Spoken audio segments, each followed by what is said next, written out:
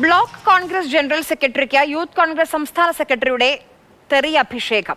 പത്തനംതിട്ട കുന്നന്താനത്താണ് സംഭവം. യൂത്ത് കോൺഗ്രസ് സംസ്ഥാന സെക്രട്ടറി അഖിൽ ഓമനക്കുട്ടന്റെ ശബ്ദരേഖ പുറത്ത്. Kunnanthanam block general secretary Shaji കുന്നന്താനത്തെയാണ് അഖിൽ അസഭ്യം പറയുന്നത്. ഹലോ ഹലോ ഷായി ചേട്ടനാണോ? അതിലാണോ? ഷായി ചേട്ടനാണോ? ഹലോ ജോസഫ് അമ്പുതിശ്ശേരിയുടെ ഷായി ചേട്ടനാണോ? അഖിലെ പോയി കിടക്കാൻ ചുമ്മാ പോണ നീ ആദ്യം പോയി കിടക്കണം. വിളിച്ച ഫോൺ എടുക്കുന്നത് പണി എന്റെ അടുത്ത് കാണിക്കല്ലേ. റെക്കോർഡ് ചെയ്താൽ നാളെ രാവിലെ 10 മണിയാകുമ്പോ നിന്റെ മിറ്റത്ത് വരുടെ ഞാൻ ഫോൺ എടുക്കാം. തന്തയ്ക്ക് വർക്കത്ത നീ ഫോൺ റെക്കോർഡ് ചെയ്ത് നീ ആർക്ക് വേണേ കൊടുക്ക്. നീ ആരെയാ പേടിപ്പിക്കുന്നേ? നീ എന്നാ കോൺഗ്രസാ? നീ കേരള കോൺഗ്രസ് അല്ലായിരുന്നോ? നീ കേരള കോൺഗ്രസ് എനിക്ക് കൃത്യമായിട്ട് അറിയാം. നീ കേരള കോൺഗ്രസ് ആയിരുന്നു. നീ കേരളത്തിൽ ജോസഫ് നീ വാ. നീ എന്നെ കൂടെ വർത്താനം പറയണ്ട. ഞാൻ വളരെ ഇപ്പോണ്ട് അന്നേരം നീ വീട്ടിൽ പോയി സ്വസ്ഥമായിട്ട് കിടന്ന് ഉറങ്ങും. നാളെ രാവിലെ 10 മണിയാകുമ്പോൾ നിന്റെ വീട്ടിൽ ഞാൻ വീട്ടിൽ ഞാൻ വന്നില്ലെങ്കിൽ ഉണ്ടല്ലോ ഞാൻ ഓമനക്കൂടെ മോനലടാ. മനസ്സിലായില്ലേ? വെച്ചിട്ട് പുറ തന്തയ്ക്ക് പറക്കാത്ത പല തന്തയ്ക്ക് ഉണ്ടായ നീ റെക്കോർഡ് ചെയ്യോ? നീ ഏത് കൊണ്ട് കൊടുക്കണ ആഗലോമനക്കൂടെ ഉണ്ടാക്കാൻ വന്നോ നിന്റെ വീട്ടിൽ കയറി നിന്റെ വീട്ടിലെത്തുക മോനെ. നീ റെക്കോർഡ് ചെയ്യും. ചേച്ചി അത് ചേച്ചി ആ പുള്ളിയോട് പറ. നിങ്ങളെ കെട്ടിയോണ്ട് പറ. എന്നെ ഉണ്ടാക്കുന്ന സി കെ അഭിലാല് നമുക്കിപ്പം വിവരങ്ങളുമായി ചേരുന്നുണ്ട്.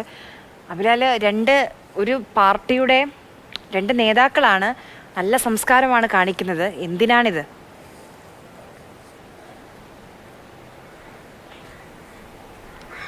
കഴിഞ്ഞ 3-ാം തീയതി രാത്രിയിലും അതിനുശേഷം 4-ാം തീയതി രാവിലെയുമായിട്ടുള്ള വിവിധ സംഭാഷണങ്ങളുടേതായ 3 ശബ്ദരേഖകളാണ് ലഭ്യമായിട്ടുള്ളത്.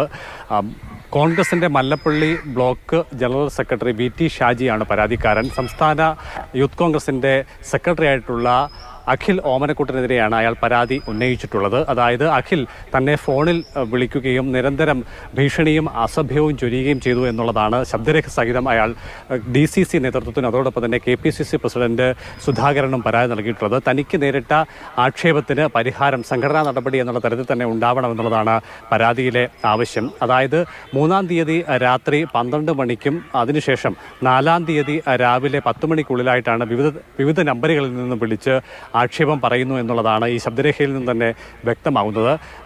ഈ ഷാജിയെ മാത്രമല്ല, ഷാജിയുടെ അച്ഛനെയും അമ്മയും വരെ പേരെടുത്ത് പരാമർശിച്ചുകൊണ്ട് തികച്ചും അസഭ്യം വാക്ക് തന്നെ ഉപയോഗിച്ചുകൊണ്ടുള്ള ആക്ഷേപമാണ് അഖിൽ ഓമനക്കുട്ടൻ ഈ സംഭാഷണത്തിലൂടെ പറയുകയും ചെയ്തിട്ടുള്ളത്. ഇതിന് ആധാരമായി ഇരുവരും ഒരു കാര്യം വ്യക്തമാക്കുന്നുണ്ട്. അതായത് കോട്ടയം ജില്ലയിലെ ഒരു പാർട്ടി സുഹൃത്ത് പങ്കുവച്ച ഒരു വിവരത്തിൻ്റെ അടിസ്ഥാനത്തിൽ കുന്നന്താനം സ്വദേശിയായ ഒരു യുവാവ് ആത്മഹത്യാക്കുറിപ്പ് പലർക്കും പങ്കുവച്ചിട്ടുണ്ട് എന്നുള്ള ഒരു സന്ദേശം ഷാജിക്ക് ലഭിക്കുന്നു. അങ്ങനെ യൂത്ത് കോൺഗ്രസ് പ്രവർത്തകൻ ആണ് എന്നുള്ള സംശയത്തിൻ്റെ അടിസ്ഥാനത്തിൽ യുവാവിൻ്റെ പേര് മാത്രം പരാമർശിച്ചുകൊണ്ട് ഇദ്ദേഹം പാർട്ടിയുടെ ഒരു വാട്സപ്പ് ഗ്രൂപ്പിലേക്ക് ഈ സന്ദേശം പങ്കുവെക്കുന്നു. അതേസമയം തന്നെ യുവാവിൻ്റെ പേരല്ലാതെ മറ്റൊരു വിവരവും ഈ സന്ദേശത്തിലില്ല എന്നതിനാൽ തന്നെ വിവിധ കോണുകളിൽ നിന്നും ഈ ശബ്ദ സന്ദേശം ഈ വിവരങ്ങൾ കേട്ട ആളുകൾ വാട്സപ്പിൽ നിന്നുള്ള വിവരത്തിൻ്റെ അടിസ്ഥാനത്തിൽ ഈ പേരിൻ്റെ ഉടമയെ തേടി നടന്നു. പക്ഷേ ആ ഘട്ടത്തിലൊന്നും തന്നെ യഥാർത്ഥ ആളിനെ കണ്ടെത്താൻ സാധിക്കുന്നില്ല. ഒപ്പം തന്നെ ഈ വിവരം പങ്കുവെച്ച ഷാജിയെ വിളിച്ചിട്ട് ഫോണിൽ കിട്ടിയില്ല. ഇതാണ് പ്രകോപനം എന്നുള്ളതാണ്